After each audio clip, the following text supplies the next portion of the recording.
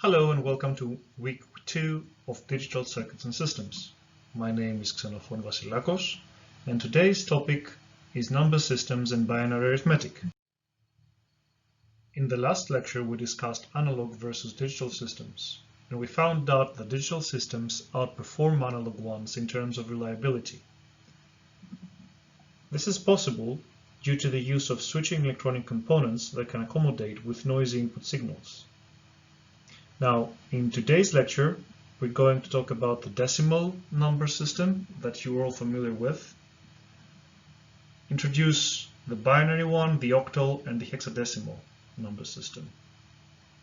Then we're going to show how to convert numbers between different number systems. This means from decimal to binary, from binary to octal or hexadecimal, and with all possible combinations that you have in mind between numbering systems. And finally, we're going to showcase some simple binary arithmetic operations. Now, note that it's very important to understand the fundamentals of today's lecture because it's going to be the basis for next week. Next week, we're going to talk about the representation of negative numbers in the binary system. We're also going to show the addition, the subtraction of signed and unsigned binary numbers. Now, before we continue, let me remind everyone that digital systems' input and output signals can only take two states. You can call them 0 or 1, true or false, high or low. This is why today's lecture is going to be very important.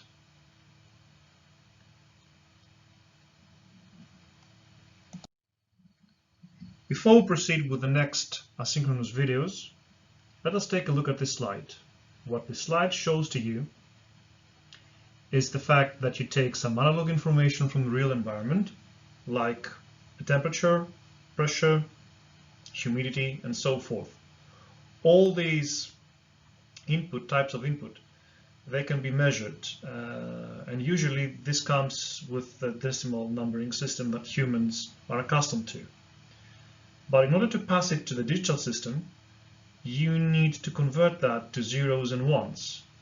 So there is a binary representation which you need to follow in order to pass it as input to a digital system. Now, besides temperature, pressure, and other measurable input in the decimal system, you could also pass as zeros and ones information like pictures, videos. Then again, the digital system will process the input and produce another series of zeros and ones. In other words, another type of binary representation that needs to be interpreted in order to get some meaningful information. And that could be in the form of decimal numbers, or it could be something visual, like a picture or a video. And with that, let us proceed with the rest of the asynchronous videos.